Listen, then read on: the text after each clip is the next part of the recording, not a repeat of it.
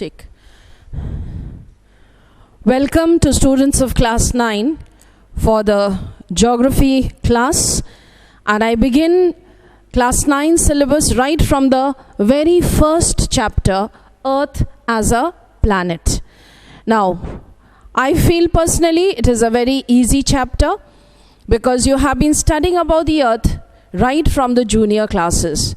And most of the points mentioned in the chapter are points of revision.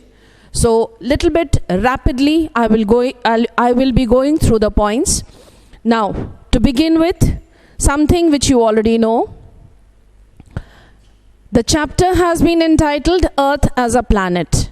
Now, there are many things about the Earth as a planet which you have already studied, and some of them are that it is the most unique of all the planets in the solar system. Now, the points of uniqueness you must be remembering.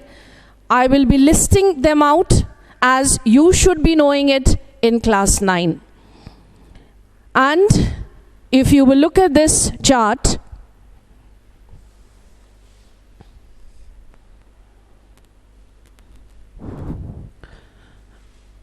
it is the only habitable planet on the basis of these conditions. I have listed out 6 points for you all. The first point is the Earth is situated at an optimum distance from the Sun. Optimum meaning just the right distance from the Sun. Had it been little further away, the climate would have been extremely cold and not at all suitable for living creatures. Had the Earth been just a few kilometers closer to the Sun, it would have been so hot that again, not a single living creature would have survived. So remember, the Earth is a habitable planet. I repeat, a planet suitable for all living creatures. First reason, because it is at an optimum distance from the Sun. Second point we come to, the temperature on the Earth is optimum temperature. Optimum, again, just the right amount. Neither too hot nor too cold. And you can note down what I have written in brackets, 17 degrees Celsius is the optimum temperature of the Earth. I will be coming back to these points, but let me go through all these 6 points. The third point, the Earth is the only planet which has an atmosphere that contains life-supporting gases. Other planets, some do not have an atmosphere. Some have an atmosphere which have poisonous gases. So, again, I repeat, Earth's atmosphere has life-supporting gases. Some of the names you must be remembering from the junior classes, like nitrogen, like oxygen. Clear? We are very much in need of these 2 gases for our existence, and we get it from the Earth's atmosphere. Coming to the fourth factor, the Earth is the only planet, we call it a watery planet. Remember this? The reason has been mentioned in the fourth point. 71% of the Earth is covered by a mass of water, and only 29% is land area. Then we come to the fifth point, biosphere. You may have heard this term, and this class you will try to understand what the term means. Biosphere in simplest of words means realm of life or zone of life, whichever word you can follow. I repeat, realm or zone of life. Means this part of the Earth is the only sphere, the only zone where life can exist comfortably. Clear? Everywhere we cannot exist. We can go and visit the place for a few moments of time, but we cannot live there comfortably. For example, very high up in the mountains or very deep down into the seas. Man has found ways of going right inside using submarines, but he cannot live there for long. Too many things are there which he has to deal with. Clear? So coming back to this term biosphere, it is very, very important for us. And Earth, out of the other planets of the solar system, is the only planet which has the biosphere. Coming to the sixth and the last point, which make the Earth habitable, are a number of cycles which originate and operate. I use both the terms, originate and operate on the Earth. Again, some of them you must have done it in its baby form in the junior classes. The first one is nutrition cycle. Second is carbon cycle. Third is nitrogen cycle. And the fourth is oxygen cycle. Got it? Now, these are the 6 points which make the Earth a habitable planet. Now, on these 6 points, in class 9, you will be not only getting direct questions, you will also be getting reasoning questions. Now, one example I want to discuss with you. You may get a question on the very first point. Very first point. And what is the first point? The Earth is situated at an optimum distance from the Sun. Now you may get a question comparing it with other planets.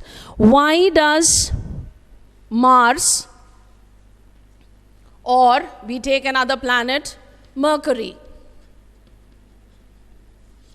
These are the two closest to the Earth. Clear?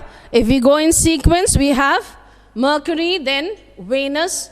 In between here we have Earth and then Mars. Clear?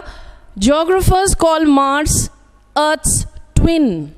Now, if it is a twin of Earth, why doesn't it have the same similarities? And the reason is the first point. Because it is situated at a greater distance from the Earth, from the Sun, therefore temperature is not optimum. Why it is optimum temperature? I repeat, because the Earth's location is at the correct distance. The amount of Sun's heat plus light that the Earth receives is just the correct amount for living things. Similarly, the second point. Why the Earth has optimum temperature, or what are the factors which influence optimum temperature of the Earth? Now you will notice the answer which I tell you is interrelated. Clear? Because of the position, because of the atmosphere, because of the mass of water, and because of the various cycles. Because of all these points, the Earth has optimum temperature, and this I would like to discuss in detail with you.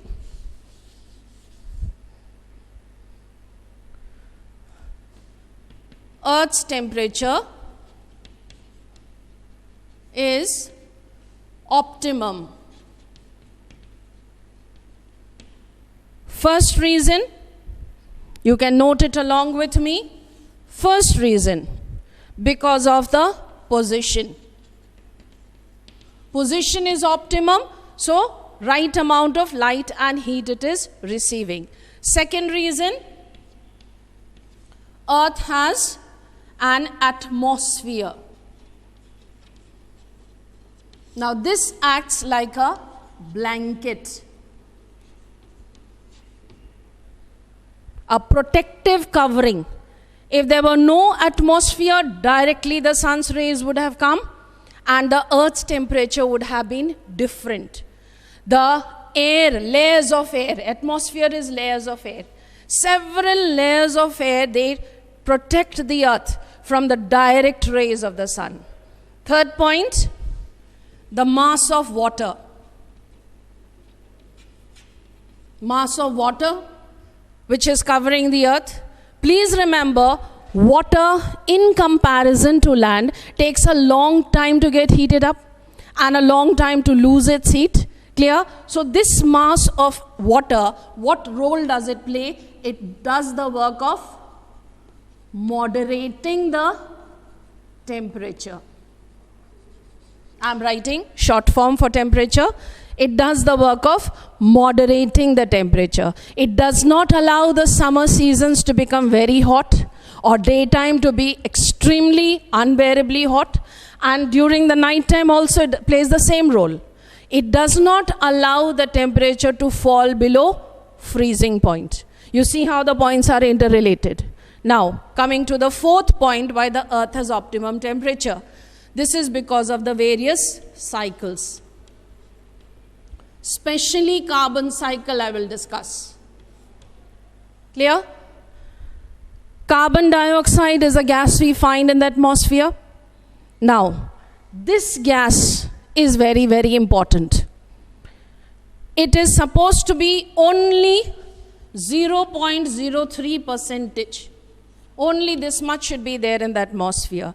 If there is an imbalance in the amount of carbon dioxide, what will happen is what we are facing today. We will be having the problem of global warming. So, you've understood what I'm trying to explain? When you're learning facts and figures in class 9, please remember some of them are repetitions of what you've done in the junior classes, but you have to learn it in such a way you can apply it and write reasoning answers. So, you've got 4 points. 4 factors which are making the Earth's temperature optimum. Got it? Now, we come to the shape of the Earth.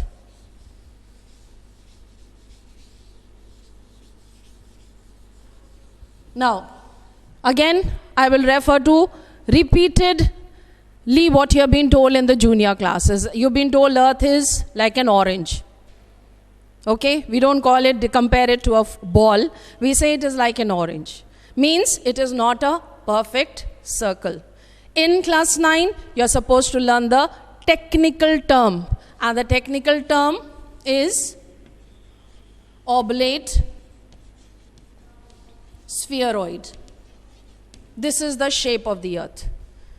No other explanation will be accepted unless and until you explain these 2 words. Oblate spheroid means flat at the poles and bulging at the equatorial region or at the center also. You can say, I mentioned it here also. Clear? The shape of the earth is described as an oblate spheroid, meaning it is not a perfect circle. But for practical reasons, when we are drawing diagrams, we draw it like a circle. Now, another word which you should know is geoid. The meaning of this word is earth-like. This is another word used to describe the shape of the earth. So you should be familiar with both these terms. Clear? Why it is shaped like an oblate spheroid is due to the effect of rotation.